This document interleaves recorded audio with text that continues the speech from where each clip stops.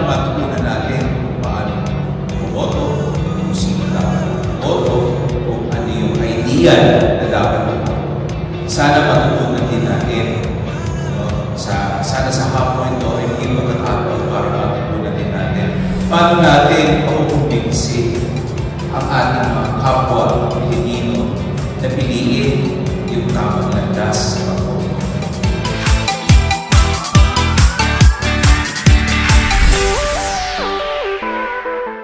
So dahil gusto ko si Juan de la Cruz, iboboto ko siya through my expression. Ano yung expression ko na yun? Yun yung pagboto.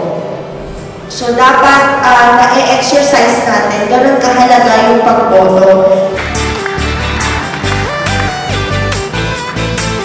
Kahit anong form of government tayo, ang importante yung leader na kahalan natin. Kahit anong pang klaseng form of government, basta magaling yung leader na kahalan natin, siguro tatakbo ng maayos ang ating bansa. Di po ba?